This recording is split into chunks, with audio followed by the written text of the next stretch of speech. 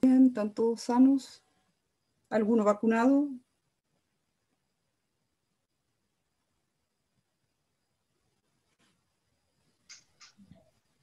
Sí, profe. En general bien, con hartas cosas igual, Sí, pero bien. se juntan demasiadas cosas en virtualidad. La última Sí, semana antes del receso sobre todo. sí, ayer estaba muy estresada, pero ya después de la prueba uno como que toma un respiro. Cuando tuvimos prueba hoy Ay, día, como que después de eso ya es una cosa menos que hacer, entonces igual uno se libera. yo no le subí las notas, las tengo, están bastante buenas, pero me olvidé de subirlas, perdón. Oh, ¿Ah? Profe, no nos deje con esta ansiedad ahora va a iniciar la clase. Ya no. tiró la No, bomba. después de la clase las subo Ya lo dijo, las profe. notas parciales. Sí, porque si ahora no, algunos se me puede deprimir. O dicen, ah, Ah, no, me sí. fue bien.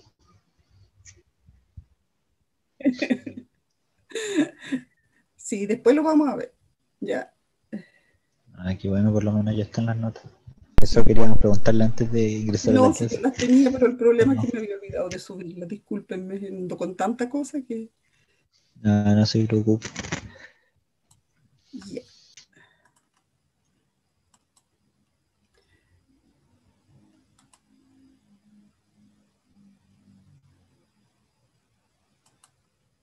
Ahí sí. Bien, vamos a ver un poco de fundamentos de técnicas de biología molecular. Los días jueves vamos a ir avanzando con la asignatura, cosa de no atrasarnos con algunos contenidos que es importante que ustedes vayan teniendo.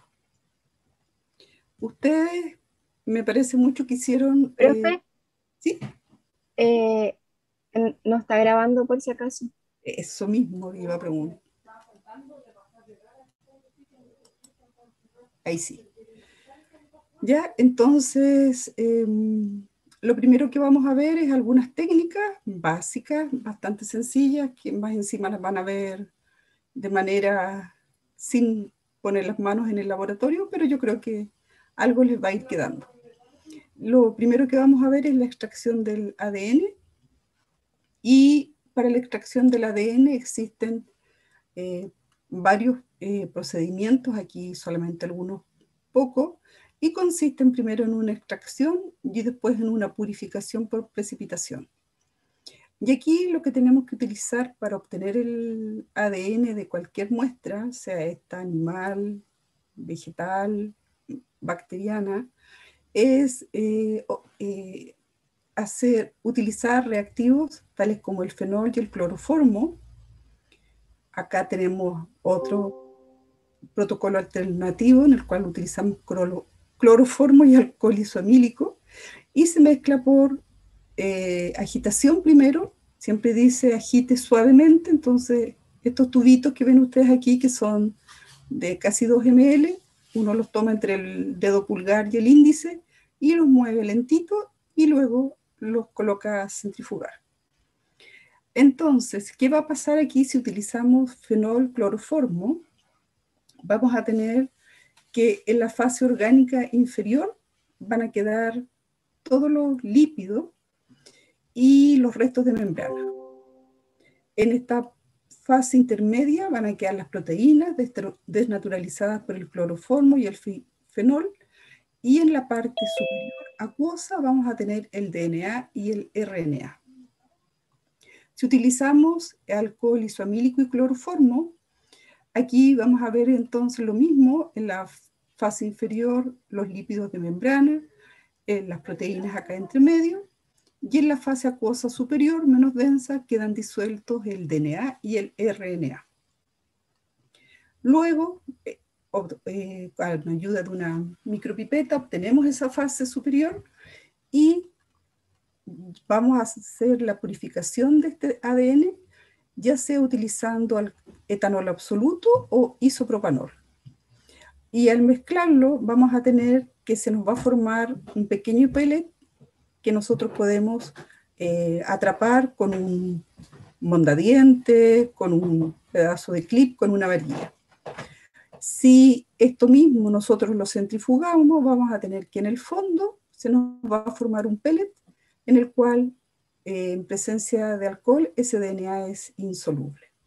O sea, si lo hacemos con isopropanol, vamos a tener entonces este pellet de ADN.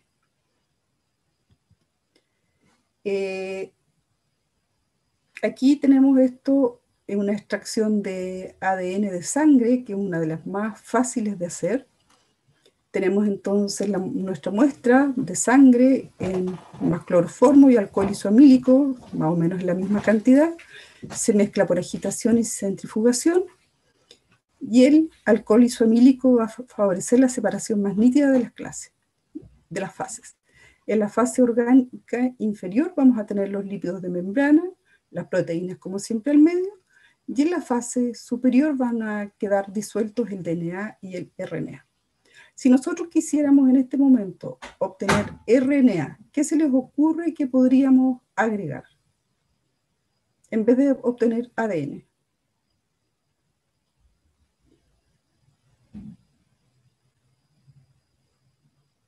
¿Se acuerdan de las enzimas que vimos alguna vez? Si queremos eliminar el DNA, utilizaríamos una DNasa. Entonces, de esa manera se nos destruye el DNA y nos quedamos solo con el ARN. Aquí tenemos aquí si ustedes se fijan en el tubo, aquí abajito se alcanza a ver el pellet de ADN que se obtiene después de la centrifugación. Este es un método casero de extracción de ADN que generalmente se hace con frutas o verduras coloreadas, por ejemplo frutillas o en este caso arvejas. Se colocan en un vaso de agua, se le coloca sal de mesa común y corriente, se coloca dentro de una bolsa Ziploc y se aplastan con algo, con una botella, con un muslero, con lo que sea, hasta formar una pasta. Luego eso se filtra, ya sea por una gasa o si no tienen gasa por doble toalla nova. A ese líquido que queda ahí abajo le agregan Quicks, si es que tienen ablandador de carne, mejor todavía, y luego con un poco de alcohol etílico ladean el tubo y van a obtener el ADN de esta forma.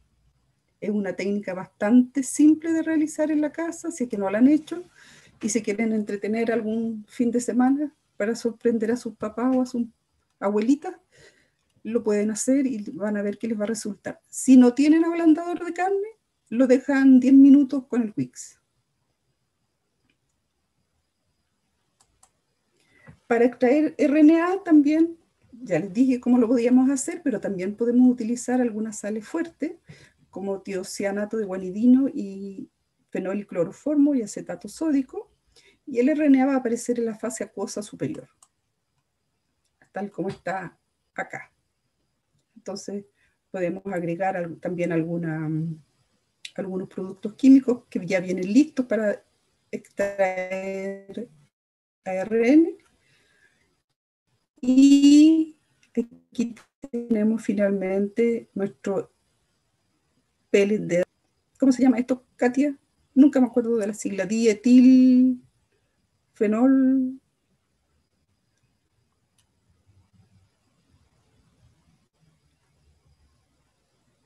Yeah. Pero, como la vida siempre es más fácil, venden muchos reactivos, muchos kits para extraer DNA, RNA, DNA y RNA juntos, y es lo más sencillo de utilizar y es lo que más se usa en el laboratorio. Todas estas técnicas, así como utilizando reactivos químicos, cada día se van dejando más de lado porque van bajando los precios de los kits de manera bastante importante. Si ustedes se fijan, vienen los tubos, vienen los reactivos listos, A, B, C, D, o 1, 2, 3, 4, 5, vienen estos tubitos que no se alcanzan a ver ahí, que tienen unos filtros, aquí se ve que tienen unos filtros, entonces generalmente el ADN queda atrapado en esos filtros, y eso es lo que después uno lava y obtiene su ADN. ¿Cómo visualizamos o cómo sabemos si este ADN que extrajimos, este ARN está bueno? generalmente utilizando un espectrofotómetro, que es un espectrofotómetro, generalmente ya se usan 1 microlitro, 2 microlitros, y que tiene un espectrofotómetro, por lo tanto va a medir la absorbancia y nos va a dar estas curvas y nos va a dar un valor aquí de la concentración de ADN o ARN que tenemos. El ADN, dice aquí, se guarda a menos 20 grados Celsius y el ARN a menos 80 grados Celsius. Para una muestra de ADN pura, la relación densidad óptica 260-280 tiene que ser aproximadamente de 1,8 y para una muestra de ARN es de 2. Si tenemos valores, si estamos extrayendo DNA y tenemos valores mucho mayores o muy inferiores, quiere decir que tenemos nuestra muestra contaminada, por lo tanto tenemos que volver a extraer nuestro ADN.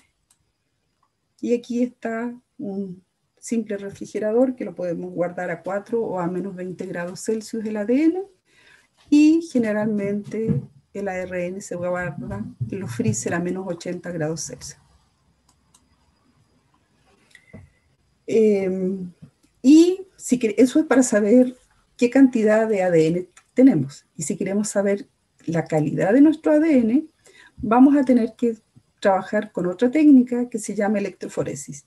¿Se acuerdan que dijimos que todas las características que tenía el ADN hacían que se fueran desarrollando las técnicas para trabajar con esto? Y en este caso, si se acuerdan, ¿qué carga tenía el ADN? ¿Positiva o negativa? Negativa. Negativa. ¿No es cierto? Entonces, lo que vamos a hacer es una electroforesis en gel de agarosa. Y aquí, por ejemplo, está la composición del gel de agarosa y la resolución de la cantidad de ADN, de los kilobases de ADN que tenemos. Generalmente en los laboratorios se trabaja con muestras comunes como sangre, bacterias. Se trabaja alrededor de 1,5% de agarosa en la solución. La agarosa es también extraída del pelillo, es mucho más, más molida, más pura, y se fabrica, uno la prepara, hace tanto tiempo que no voy al laboratorio, ya se me está olvidando todo.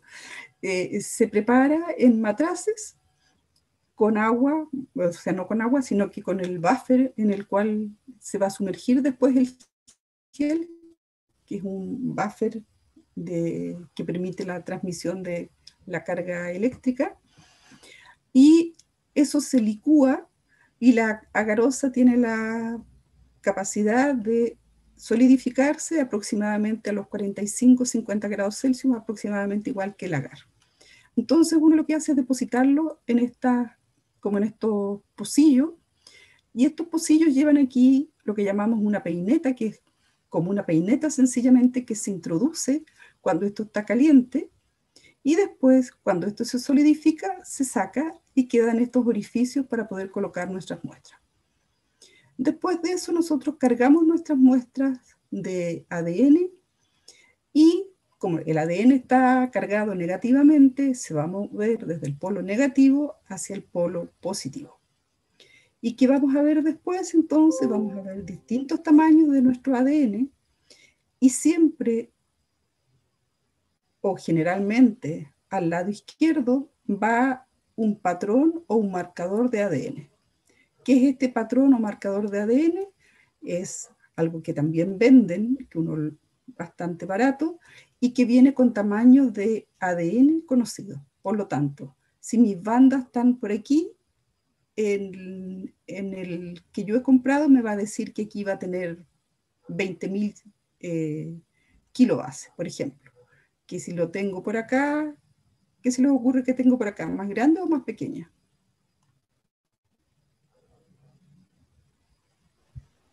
En cantidad de kilobases.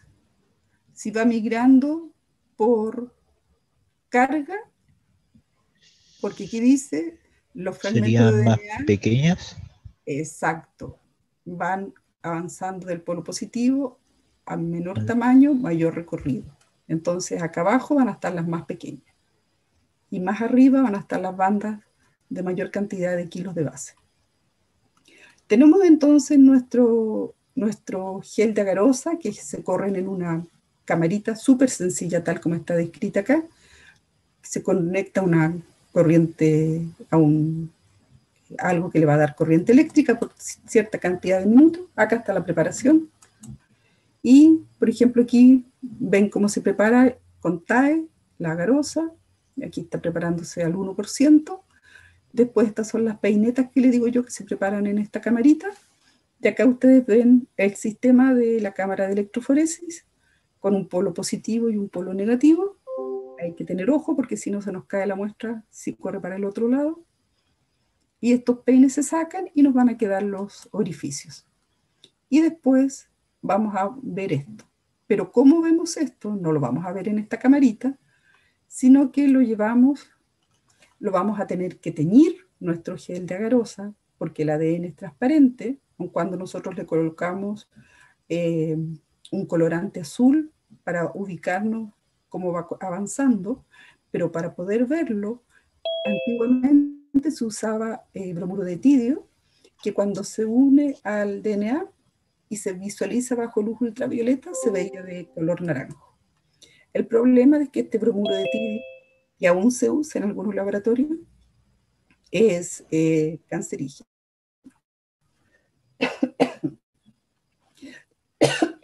Sin embargo, ahora existen otros productos como el gel red, que se agrega a la muestra, y vemos la muestra aquí. Cuando la vemos a la luz ultravioleta, vamos a verla generalmente en nuestras bandas en color blanco y nuestro gel teñido de rojo. Y eso lo vamos a ver en un transiluminador, que es este aparato, que generalmente acá arriba tiene una cámara fotográfica adosada, y lo único que es aquí, que tenemos aquí, es un espacio que tiene luz ultravioleta. Colocamos nuestro gel de agarosa con mucho cuidado, cerramos las puertas, encendemos la luz ultravioleta y miramos en el computador entonces cómo se ve nuestro gel. Esto es lo que le decía el patrón o el DNA, el marcador. Por ejemplo, aquí tenemos uno de 1 kb y las más pequeñas, las bases, la cantidad de bases más pequeñas son 300 kilobases y puede llegar hasta 5000. Entonces acá vemos, y por ejemplo, si nos vamos guiando por este patrón, que aparentemente no es el mismo patrón por cómo está acá disperso, pero si suponiéramos que esta cuarta de aquí es aproximadamente 2500, 1, 2, 3, y aquí tenemos esta cuarta, podríamos decir, acá dice 825 pares de base, 650 pares de base, y acá 175 pares de base. ¿Ya? Entonces, primero extraemos el ADN o el ARN, luego verificamos la cantidad que hemos obtenido y la pureza, y luego verificamos si está íntegro o no a nuestro ADN o nuestro ARN. Si chorrea así como se ve aquí, quiere decir que esta muestra se degradó en algún minuto y no nos sirve. Las muestras que nos sirven de ADN son estas que están acá. ¿Y qué podemos hacer entonces después que tenemos estas bandas? Por ejemplo, yo tengo esta banda y me interesa este gen. Entonces lo que yo puedo hacer es, con ayuda de un bisturí, cortar esta banda, esta bandita de aquí, y extraer el ADN que quedaba ahí. Y con eso lo que yo puedo hacer es una PCR, una reacción en cadena de la polimerasa, que básicamente es la clonación de una misma cadena. Tenemos una molécula de ADN precursora, y a través de una replicación, porque lo que hace el termociclador es una replicación, imita una replicación, tendremos después de 2 a 3 horas una gran cantidad de esta misma molécula de ADN, que es lo mismo que podríamos tener por mitosis, o si alguna vez se soñó con clonar bacterias, o sea, soñar con clonar ovejas, en realidad esto se da más para bacterias. Uno, a partir de una bacteria, puede tener después miles de cientos de bacterias al cabo de un par de horas. ¿Qué es la reacción en cadena de la polimerasa? Es un método para amplificar selectivamente un segmento de ADN. El segmento puede ser una pequeña parte, una larga, compleja parte de ADN, y es un método para copiar trozos de ADN. Los objetivos básicos de la PCR es amplificar el ADN para disponer de cantidad suficiente como para utilizarlo con diversos fines o para poder detectar las muestras con pequeñas cantidades de DNA. El principio básico de la replicación del ADN y usando partidores fue descrito por Govin Khorana en el año 71. Quien inventó toda esta técnica fue Kary-Mullis, quien unió todos los datos y la terminó por inventar. Kary-Mullis, quien recibió el Premio Nobel de Química en el año 93. Probablemente, si no habían nacido ustedes, alguno de sus hermanos ya había nacido. Eso para que se den cuenta lo rápido o lo cercano que tenemos la biología molecular. Mediante PCR, ¿qué utilidad tenemos? Que se puede amplificar una cantidad de DNA visible en aproximadamente 2 horas. El templado de DNA no necesita ser muy puro, podemos simplemente colocar en un pequeño tubo una colonia de bacterias y la colocamos a hervir y podemos hacer un PCR. También el producto de PCR posteriormente puede ser digerido, secuenciado o clonado y se puede amplificar a partir de una molécula de ADN. ¿Qué vamos a necesitar entonces? Nuestro ADN que obtuvimos en el paso inicial y vamos a, como es una replicación in vivo, vamos a necesitar entonces los dinucleótidos trifosfato y un buffer, que en este caso es el cloruro de magnesio. Vamos a necesitar también partidores en sentido 5' a 3' y en sentido 3', 5', que se llama forward y reverso.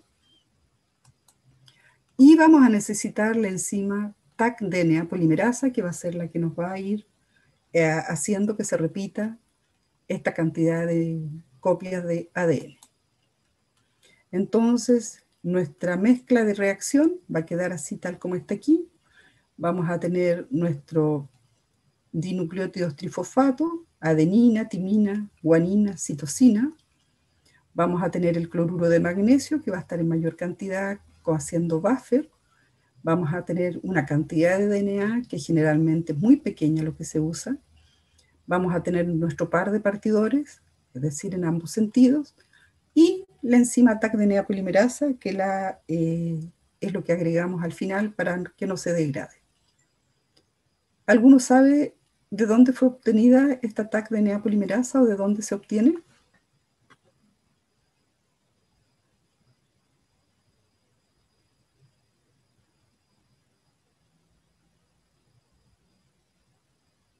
Bien, No sé. la primera DNA polimerasa que se utilizó en el mundo viene de los geysers del Parque Yellowstone, y de ahí se obtuvo una bacteria que producía polimerasas, y entonces, porque resisten, como son geysers de agua caliente, resisten la temperatura alta a la que son sometidos en el termociclador. Bueno, y este es un termociclador. Para los que no los conocen, es un equipo muy sencillo, muy fácil de usar, que viene aquí con una placa en la cual ustedes van a depositar sus tubos. Esta es una placa que calienta y enfría. Colocamos nuestro tubo, cerramos la tapa y comenzamos aquí a programar. La gracia es que uno programa la cantidad de ciclos, la temperatura de los partidores y todas las etapas que van a ir ocurriendo en este PCR. ¿Qué necesitamos? Vuelvan a acordarse de qué es lo que hablamos del DNA. El DNA, cuando se calentaba, se desnaturalizaba, es decir, se abría. Y cuando se enfriaba, se volvían a unir las dos hebras.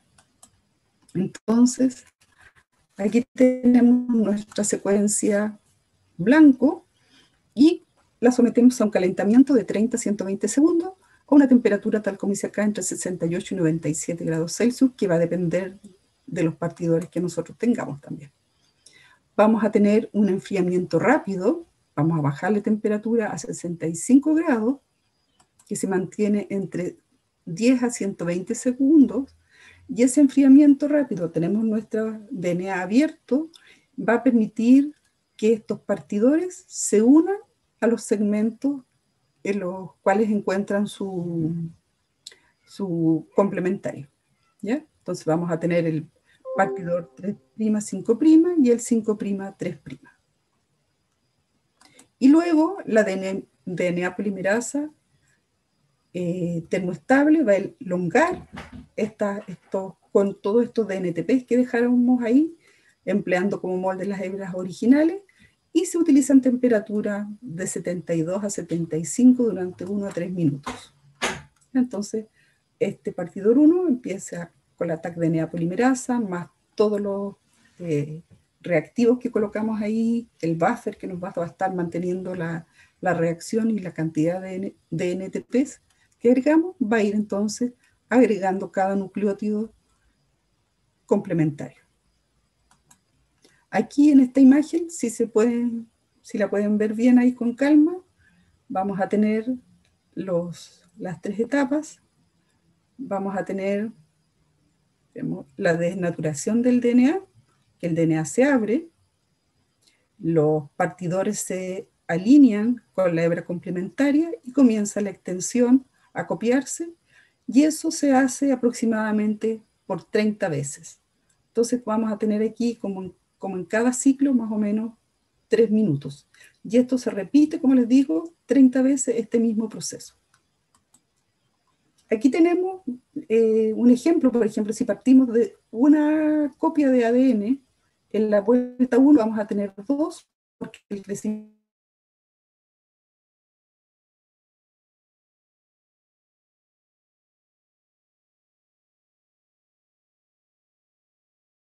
vamos a tener una cantidad enorme de este mismo ADN con el cual partimos. Aquí tenemos un esquema típico de una reacción en cadena de la polimerasa. Vamos a tener, generalmente se hace una etapa previa para eliminar cualquier contaminante que pudiera haber caído cuando lo manipulamos, cualquier cosa que pueda haber pasado. Hay una etapa previa que calentamos nuestro ADN, 19 minutos, generalmente es menos que eso, y luego nuestro primer ciclo, que va a ser a 95 grados por 60 segundos, donde vamos a tener la denaturación. Luego esta temperatura va a bajar a 55 grados Celsius por 50 segundos, y aquí vamos a tener que se van a alinear nuestros partidores con el ADN. Luego volvemos a subir un poco la temperatura a 72 grados Celsius por 180 segundos y tenemos la extensión. Y todo este proceso se repite lo mismo en el segundo hasta el ciclo número 30.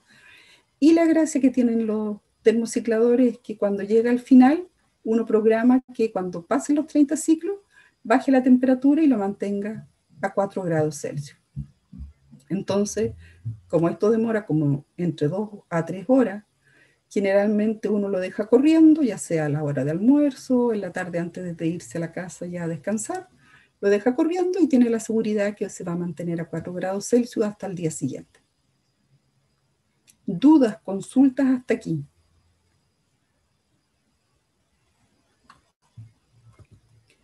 ¿Qué podemos hacer si, por ejemplo, no nos resulta nuestra PCR? Porque después que tenemos nuestra PCR, tenemos que volver a hacer un gel de electroforesis y comprobar que el fragmento que nosotros queríamos, por ejemplo, que tenía 2000 pares de bases, tengamos solamente fragmentos de 2000 pares de bases.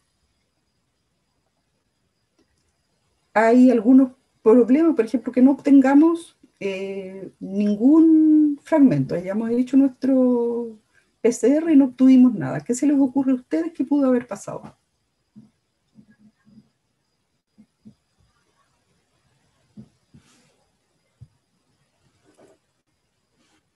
¿Puede ser alguna alteración en una de las etapas del proceso en algún ciclo?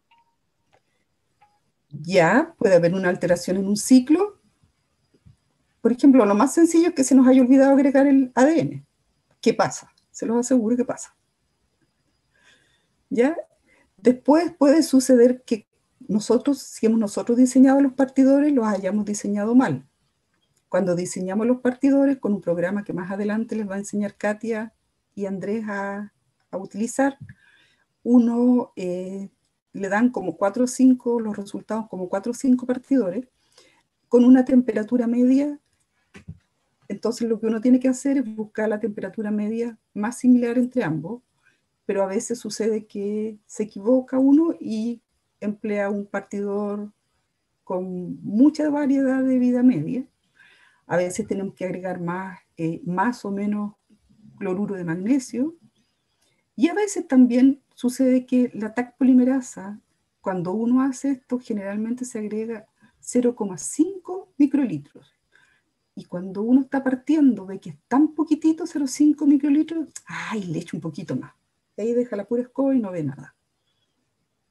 ¿Ya? Entonces, y también, por ejemplo, 30 ciclos, a lo mejor es poco, lo voy a dejar 35 ciclos, y como se me acaba los DNTP, se me comienza a acabar la TAC polimerasa, empiezo a tener entonces un montón de cosas que me van a alterar mi gel de, lo que voy a visualizar en el gel de agarosa. Entonces hay muchas etapas y hay muchas fases en las cuales nosotros podemos ir cambiando para poder después entonces tener un PCR lo más perfecto posible.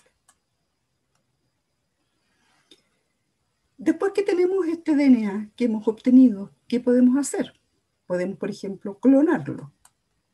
Y clon, como ya se había puesto antes, es una colección de moléculas o células todas idénticas a una molécula original. Clonar un gen es hacer muchas copias de él, por ejemplo, replicando un cultivo de bacterias.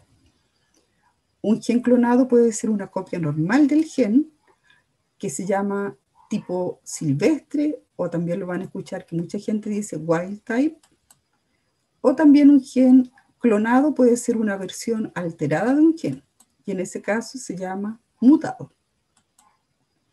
Y la tecnología del DNA recombinante es lo que hizo posible la manipulación de los genes. El método clásico es el que aprovecha la capacidad de las células para replicar el ADN, y surge gracias a la aparición de una serie de técnicas que permitieron el aislamiento del ADN y el descubrimiento en los años 70 de las enzimas de restricción, que hacen posible cortar en el laboratorio este ADN e incorporarlo a vectores que a su vez se introducen en células anfitrionas donde tiene lugar su replicación. ¿Y qué son las enzimas de restricción? Son simplemente endonucleasas, es decir, que reconocen alguna secuencia entre 4 y 8 pares de bases en el ADN. El sitio de reconocimiento se llama sitio de restricción. La enzima rompe un enlace fosfodiéster en la hebra de arriba y otro enlace fosfodiéster en la hebra complementaria. Y estas enzimas se encuentran en muchas especies de bacterias donde funcionan in vivo como parte de un sistema de modificación y restricción. Y este sistema le va a permitir a la bacteria diferenciar entre su propio, degradando entonces el ADN exógeno por estas enzimas de restricción.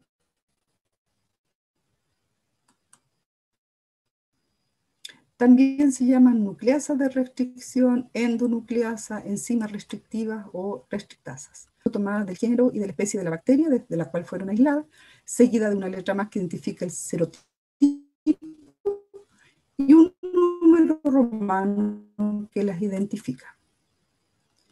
La más utilizada en todos los laboratorios, quiere decir que viene de Escherichia coli, cepa R1. O sea, que fue la primera variedad de esa. También son bastante comunes el AE3, que viene del Haemophilus aegyptus, y la cepa es el serotipo, o la tercera que nos resultó en el experimento, cuando la estábamos buscando. El Bacillus amolycofaciens, la cepa H, que se llama BAM-H1. Y hay varios sistemas de tipos de enzimas de restricción, los sistemas tipo 1, una sola enzima reconoce la secuencia del DNA, metila y restringe, pero la restricción no ocurre en el sitio de reconocimiento, sino que es al azar y en sitios distantes al de reconocimiento. El sistema tipo 2 realizan restricción y modificación, ocurre en el sitio de reconocimiento adyacente y son las más utilizadas para el clonamiento de genes, puesto que cortan en sitios específicos. Y el sistema de tipo 3 son similares al tipo 1, utilizando una enzima oligomérica que realiza todas las actividades enzimáticas y rompe fragmentos de DNA de 25 a 27 pares de base más allá del sitio de reconocimiento. Entonces, que les quede claro que son las del tipo 2 las que se usan más comúnmente. Aquí tenemos la EcoR1, que va a cortar entonces en esta secuencia, en la hebra de arriba y en la hebra de abajo, y EcoR1 entonces va a cortar aquí, y acá. Entonces, si se fijan, va a quedar una guanina, una citosina y una guanina, y esta es parte de mi enzima. Y luego con la enzima DNA ligasa, yo soy capaz entonces de ir uniendo estos fragmentos y así irlos modificando. A ver, ¿cómo les explico? Tengo un fragmento de ADN y yo quiero, estamos viéndolo todo linearizado. Entonces yo quiero obtener 3 fragmentos de ese ADN y puedo cortarlo con 2 o 3 enzimas de restricción y después los junto y los uno para poder después poder insertarlos en algún vector. Como les había dicho, las enzimas cortan ambas hebras, algunas en la mitad, y son secuencias cortas y palindrómicas, es decir, se leen igual de izquierda a derecha o de derecha a izquierda, y aquí son cuando se producen los extremos romos. O también, como lo habíamos visto, que otras enzimas cortan en puntos distintos simétricos y resultan 2 fragmentos cuyos extremos se llaman cohesivos o sticky, ¿ya? Así que es fácil pegarlo. Todo, por supuesto, con cualquiera de estos 2 tipos de enzimas de restricción uno puede trabajar. Aquí tenemos un ejemplo de algunas enzimas, ya les había dicho la EcoR1, que me va a cortar en este tipo, cuando encuentre esta secuencia de base, me va a cortar. El IND3 me va a cortar cuando encuentre esta secuencia de base, BAM-H1 cuando encuentre esta, y así. Entonces yo puedo elegir entre cientos de enzimas de restricción para ver cuál de todas ellas me sirve. Cuando yo hice mi doctorado, que no fue hace mucho tiempo, nosotros nos demorábamos entre 30 minutos a 45 minutos en cortar un fragmento de ADN. Ahora se demoran minutos. Entonces, ¿para qué queremos clonar nosotros?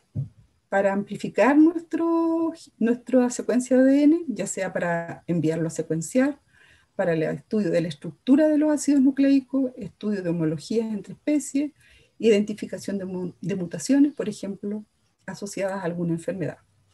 Y para expresar también algunos estudios del proceso de transcripción y traducción, estudios de la regulación, por ejemplo, las secuencias control o los promotores, estudios de una proteína o ARN para identificarlo, para determinar sus propiedades y funciones, para la producción comercial, diagnóstica, y también en ingeniería de proteínas alterando alguna de sus propiedades. Entonces, los tipos de vectores que podemos utilizar pueden proceder tanto de células procarióticas o eucarióticas. Los tipos de moléculas a partir de las cuales se preparan son generalmente de plásmidos, de virus, los cromosomas artificiales y las quimeras, que son una mezcla, los cósmidos, entre cromosomas y fagos, los fagémidos, los fásmidos, etc. Todas estas técnicas que yo les estoy nombrando se desarrollaron mucho cuando se estudió el genoma humano. El tipo de célula anfitriona en la cual después este de ADN se puede incorporar puede ser un gen de resistencia que esto va a depender del tipo de célula en la cual queramos incorporar nuestro ADN, va a depender del tamaño que vamos a usar de estos. Vamos a tener también que tener un gen de resistencia para su detección o selección, un gen de resistencia a algún antibiótico, y el tamaño del DNA que admiten como inserto. Entonces, por ejemplo, tenemos los plásmidos normales, uno puede insertar un fragmento entre 0 a 10 kilobases, los bacteriófagos también. Los bacteriófagos, por ejemplo, el lambda, de 9 a 23 kilobases, los cósmidos de 30 a 44, los PACs, que son cromosomas artificiales, de 130 a 150 kilobases, los VACs, cromosomas artificiales de bacterias, hasta 300 kilobases, y los JACs, que son cromosomas artificiales de levadura, entre 0,2 a una megabase. Estos, como les digo, principalmente estos últimos fueron desarrollados ampliamente durante el proceso de determinación del genoma humano. ¿Qué características tienen los plásmidos, por ejemplo? Son moléculas de DNA, de doble hebra, de tamaño pequeño, de 2 a 5 kilobases, de forma circular. Están presentes en forma libre en el citosol de muchas bacterias, pueden haber de 1 a 3.000 plásmidos por célula, y también en algunas levaduras. Son muy fáciles de purificar, permite la incorporación de insertos de hasta 10 kilobases, y su utilización se favorece cuando se incluyen genes marcadores, cuya presencia pueda ser detectada o cuya expresión va a darle alguna característica a este DNA recombinante. Aquí tenemos un ejemplo de un plásmido de clonación. Estos no son plásmidos que uno obtenga en el laboratorio, sino que también se adquieren. Y ¿qué es lo que tiene que tener como mínimo nuestro plásmido de clonación? Va a tener que tener un policonector que contiene lugares específicos para lo menos algunas para 3 enzimas, hasta 3 enzimas de restricción, y tiene que estar ubicado entre medio del gen LAC-Z. De ahí les voy a explicar por qué. Tiene que tener el gen de la beta-galactosidasa, que puede ser interrumpido por un policonector, un gen de represor auxiliar en la expresión de LAC-Z, tiene que tener un origen de la replicación para que pueda replicarse. También podemos cortar en distintas partes de este plásmido, o puede haber generalmente es preferible utilizar donde que tenga un solo sitio de corte. Tiene que tener obligatoriamente un gen de resistencia a la ampicilina. Y entonces, ¿por qué es importante este gen LAC-Z? Porque generalmente yo voy a utilizar alguna de las enzimas que están acá descritas, ¿ya? Entonces, ¿qué va a pasar? Si mi gen se inserta aquí, entre medio, se va a replicar muchas veces. ¿Qué va a pasar si mi gen se inserta? Primero va a tener este plásmido, yo lo voy a incorporar. Hoy las bandurrias están vueltas locas en el techo. Este plásmido yo lo voy a incorporar dentro de una bacteria. Entonces se va a multiplicar millones de veces dentro de esa bacteria y yo voy a detectar después la bacteria. Entonces, para detectarlo, la primera detección que voy a hacer es hacer crecer esa bacteria en un agar que tenga la presencia de ampicilina. Por lo tanto, si me crece la bacteria, ya sé que tiene el plásmido porque es resistente a la ampicilina. Pero ¿quién me va a indicar a mí que realmente se haya insertado? Es aquí, que se haya insertado aquí mi gen, es la coloración de la bacteria que yo voy a obtener. Para eso, aquí está, ¿ya? Para explicarlo mejor, el DNA con el gen de interés se retira de la célula, las enzimas de restricción van a cortar el gen que yo quiero, se inserta dentro de un vector, que en este caso va a ser un plásmido, este plásmido después simplemente se hace crecer junto a las bacterias.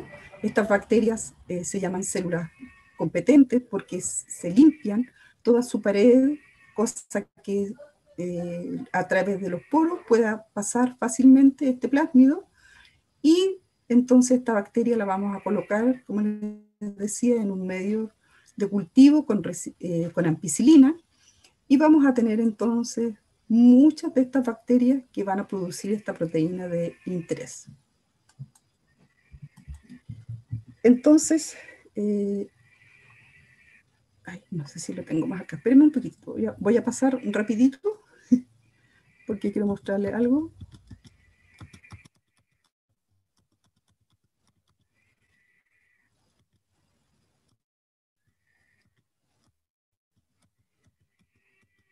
Acá, lo que quiero mostrar. ¿Ya? Aquí, ¿cómo voy a...? Yo quería. Voy a insertarlo dentro de la bacteria, ¿no es cierto? Y lo voy a hacer crecer, pero esta bacteria, esta placa, además de hacerla crecer con el antibiótico ampicilina, yo le voy a agregar un sustrato que se llama XGAL, y me van a aparecer colonias no coloridas y colonias coloreadas de color azul, que son los clones que han incorporado el vector. Estas colonias de color azul, cuando uno hace una transformación bacteriana, en este caso, porque va a insertar un plásmido, uno utiliza una alta carga de bacterias, generalmente sobre 10 millones de bacterias. Se dejan, también todo esto viene en un kit preparado, se dejan estar ahí juntas a una temperatura ambiente, se incuban en agitación, cosa que se produzca realmente el contacto de generalmente una Escherichia coli. La Escherichia coli se reproduce cada 20 minutos, y entonces uno la deja 1 hora, 2 horas, y siembra en su placa, y al otro día no va a encontrar, como aquí con tanta suerte, 3 colonias azules, sino que generalmente lo que va a encontrar es 1 o 2 colonias así, con suerte, azules, y la mayoría van a ser blancas. ¿Ya? Entonces hay que tener, generalmente, como les digo yo a los chicos, es porque generalmente los primerizos les resulta a la primera.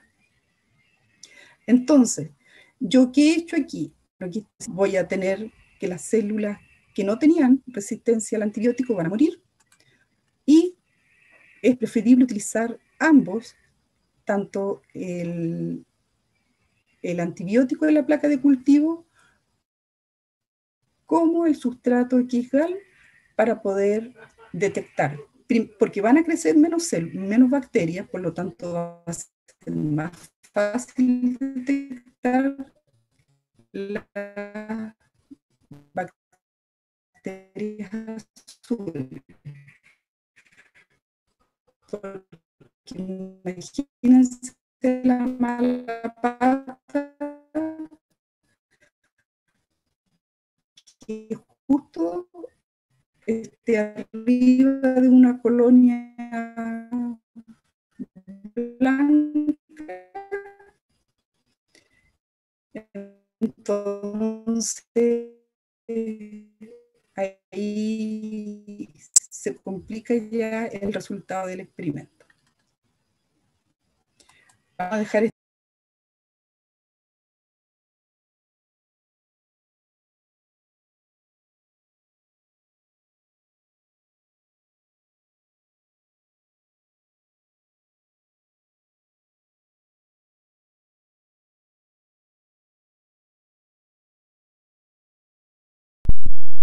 ¿Qué pedo? En un instante volveremos a nuestro servicio habitual.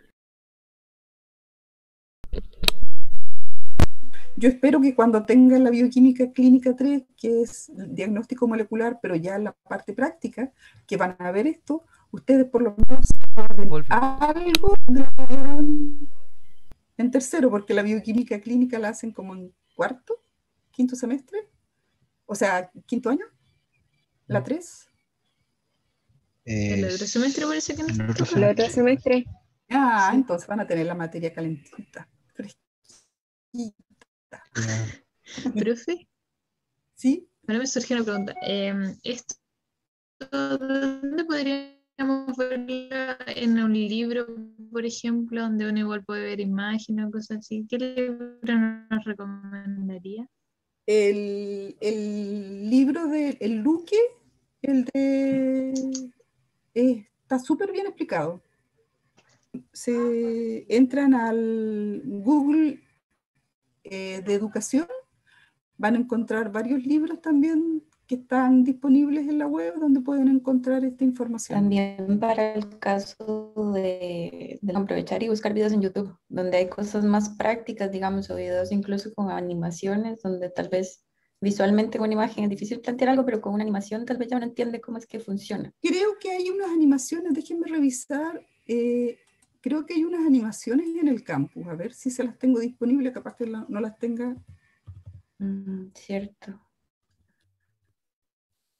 Igual yo creo que quizá el otro jueves podríamos hacer como una pequeña práctica, como hay pocos hoy en la sesión y fue medio denso, tal vez el otro jueves podríamos hacer como una práctica de cosas, de cómo sería en el laboratorio, por lo menos de la PCR, del gel de agarosa, De Garosa. la clonación.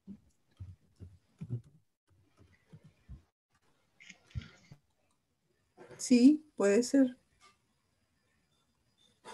Va, no me reconocen. A ver, yo creo que yo lo tengo abierto.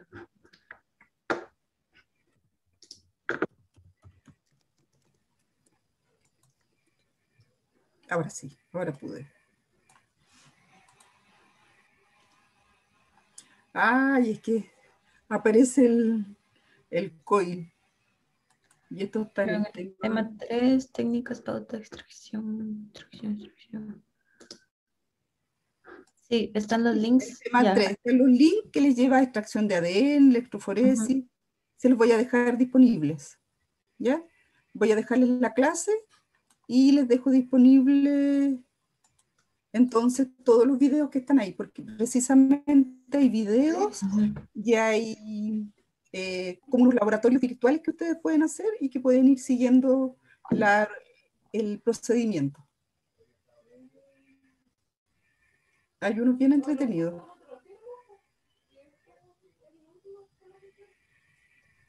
Bueno, Ya, profe. Ya, profe, muchas gracias. no, ¿de qué? Gracias. Profe, ¿Sí? cuando nos suba la nota de la prueba, ¿se podría habilitar la revisión para ver en qué nos equivocamos? Sí, o la revisamos el otro jueves. Yo preferiría revisarla el otro jueves con ustedes al empezar la clase, la revisamos y así nadie se queda con duda. Ya. ¿Les parece? Gracias, profe. Sí. Claro. Ya.